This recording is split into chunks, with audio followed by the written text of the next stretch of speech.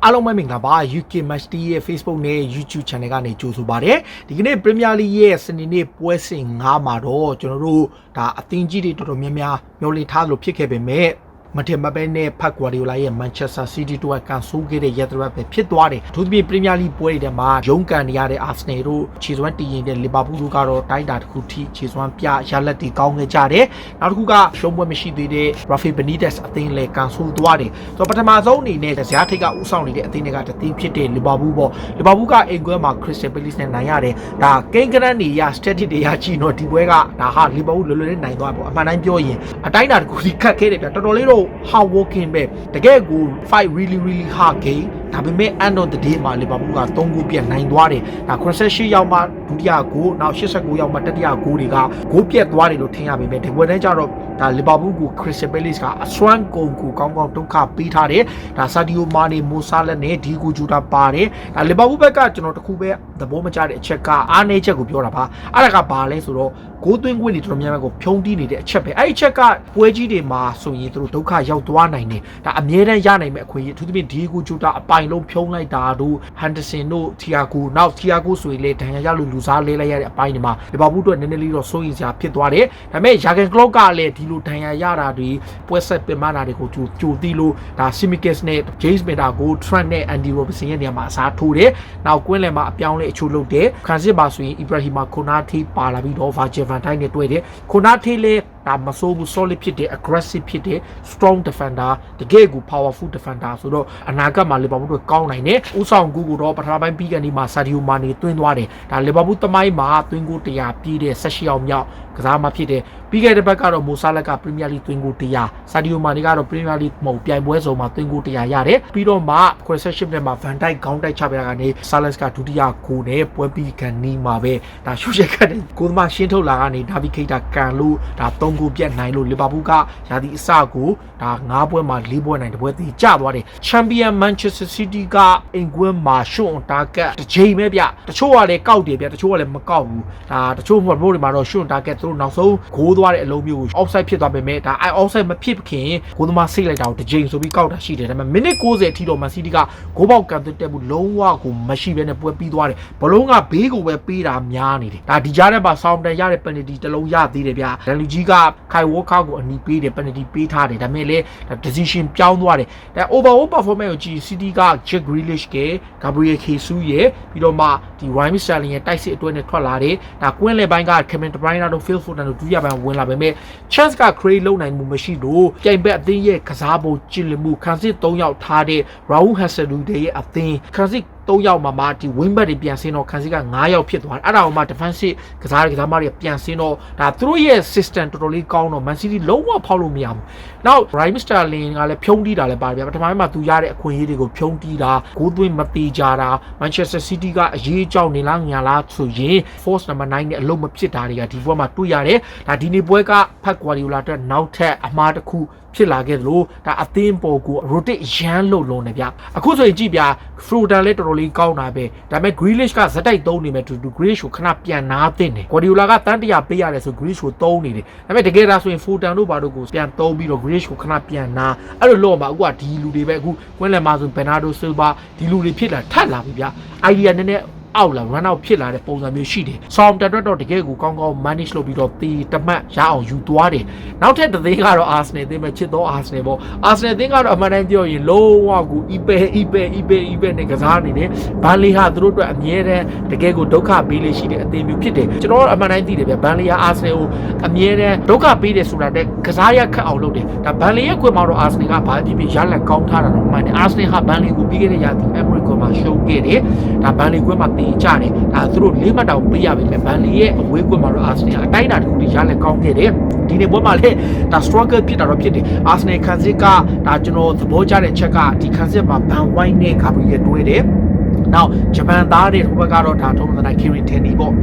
Scottish နဲ့ဂျပန်သား2ယောက်ပါပြီးတော့ကွင်းလယ်ကပါတီ1ယောက်တည်းကို defensive ထားပြီးတော့မှဒါ attacking 4ယောက်ပုံစံမှာ Emily Smith တို့ရဲ့ဒါတစ်ဖက်ကဒီ Martin Odegaard ရဲ့ဟိုဘက်နှစ်ဖက်မှာတော့ဒါဒီ Saka နဲ့ဖက်ပေးဖို့ကစားပြီးတော့ထောင်တိုက်စီမှုဖြစ်ဒါ Birmingham ပေါ့ Birmingham လည်းပြပျော့လိုက်တာပျော့လဲပျော့ weak ကလည်းဖြစ် ကိုးသွင်းရလဲမသေးချာပေးတဲ့ဘောလုံးတွေကလည်းမှားအခုကဘာလဲဆိုအာဆင်နယ်ကတံပြန်တိုက်စစ်လွတ်ထွက်သွားပြီဆိုရင်နီကိုလာဖက်ပေကဘာမီယန်ကိုပေးရင်နဲသွားတာနဲ့ဘာမီယန်နီကိုလာပြပတ်ပေကိုဖိလိုက်များသွားတာနဲ့နီကိုလာဖက်ပေကလည်းအမှားများဆာကာကလည်းစကေးကပြလိုက်မှားလိုက်ဒီလိုတွေနဲ့ကြီးပဲဘောလုံးပြတ်နေတာဘောပြတ်တယ်ဒီနေ့ဘောမှာသောမတ်ပါတီတော်တော်လေးကောင်းလို့ခန်စစ်ကဂါဘရီယယ်တော်တော်လေးကိုအပေါ်ဘောတွေရှင်းထုတ်နိုင်လို့နောက်အာဆင်နယ်ရဲ့ဂျပန်သားအာရှသားလေးကလည်းတော်တော်လေးကိုကောင်းတယ်ဗျာသူပြင်ဘန်လေးလို physical ကောင်းတဲ့အသင်းကိုခေါင်းတိုက်ဘောတွေရှင်းတိုက်တာရှင်းလူတာဒီပိုင်းတွေမှာတော်တော်ကောင်းတဲ့ area jewel wing ဖြစ်တာတော်တော်လေးကောင်းတယ်အဲ့ဒီချက်ကတော့တော်တော်လေးအားရစရာဖြစ်တယ်ဒါ Kieran Tierney နဲ့ Thomas Partey injury အနည်းငယ်ရသွားတယ်အရင်ကတော့စိုးရိမ်စရာမရှိပေမဲ့နောက်တစ်ဘက်ကမြောက်လန်ဒန်ဒါဘီဆိုတော့သူတို့ဘက်က pressure ရှိတဲ့အချိန်ပေါ့ဒါ Arsenal တို့တလုံးနဲ့တော့အနိုင်ကိုပထမပိုင်းမှာ Martin Odegaard က free kick ကနေလှလှပပကန်သွင်းသွားတယ်တကယ်လို့ဒါ Arsenal ဘက်ကဒါတိုက်စစ်ပိုင်းကဒါဂိုးသွင်းသိကြမယ်ဆိုဒီတက်တောင်ပိုဂိုးပြတ်တယ်ဗျာကိုကောင်တွေဂိုးသွင်းမသိကြလို့ဒါတကိုးတဲ့နဲ့ပြီးသွားတာခြေစွမ်းရတော့ Arsenal အတွက်ခက်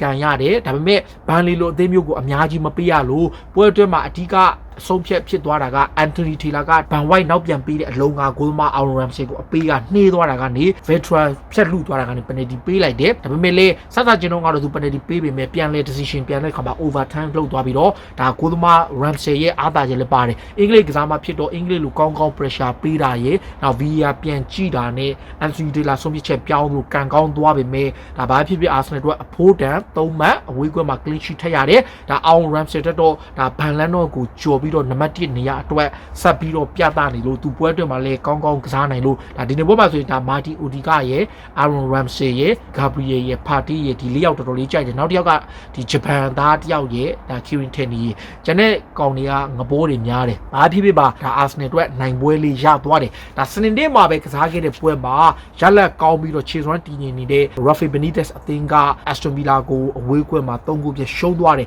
ဒါအထူးဖြင့် Villa ကဒီယာဒီမှာ struggle ဖြစ်နေတယ်မထင်မှတ်တဲ့ရလက်တီဖြစ်နေတဲ့အချိန် Benitez အသင်းကိုကောင်းစွမ်းဆောင်ပြတယ်ပထမပိုင်းမှာတည်းက900ဖို့ခတ်နေပေမဲ့လေဒုတိယပိုင်းမှာအရမ်းမြန်နေပြ66မှာ Matty Cash ဦးဆောင်ကိုသွင်းတယ်ပြီးတော့မှ69မှာ Villa ဘက်ကဒုတိယ900ရတယ်အဲ့ဒါကအုံကိုဖြစ်သွားပြီးတော့နောက်ဆုံးပွဲပြီးကန်ဒီ85မှာတော့ဒီနေ့ရာဒီမှာ Jack Grealish နေရာမှာအစားထိုးဝယ်သားတဲ့ Bayer Leverkusen ကခေါ်ထားတဲ့ Jimmy ကတောင်ပန်ကစားမှာ Leon Bailey ကတကူသွင်းလို့3ဂိုးပြတ်နိုင်သွားလို့ဒါသူတို့အတွက်လည်းအသက်ရှူချောင်းသွားတယ်ဒါအစောပိုင်းပွဲတွေထဲမှာဆိုရင် Norwich City ကအောက်ဆုံးမှာရှိလို့အိမ်ကွက်မှာ Watford ကို3ဂိုးတကူနဲ့ရှုံးသွားတယ် Watford အနေနဲ့ Ismail Mailer စားတယောက်ထက်2ဂိုးသွင်းလို့ဘာဖြစ်ဖြစ် Watford ကတကယ့်ကို solid performance ပြတယ်ဒါအစောပိုင်းပွဲမှာတော့ Championship ကတက်လာတဲ့ Brentford ပေါ့ Brentford ကပြီးခဲ့တဲ့ဘက်က Brighton ကိုမထမပဲနဲ့နောက်ဆုံးမိနစ်မှာရှုံးသွားပေမဲ့လေဒီပွဲမှာခြေစွမ်းပြပြီးတော့ပထမပိုင်းမှာ2ဂိုးသွင်းသွားတယ်တိုက်စစ်မှု2ယောက်ဖြစ်တဲ့ Ivan Toney နဲ့နောက်တစ်ယောက်ကမန်ဦးအမ်ဘီဘာလာမျိုးပြင်သစ်ကစားမှာပဲဒါပထမပိုင်း28မှာ Ivan Toney က penalty 34မှာဒုတိယဂိုးအဲ့2ဂိုးသွင်းပြီးတော့ 2-0 ဖြစ်သွားပြီးတော့မှ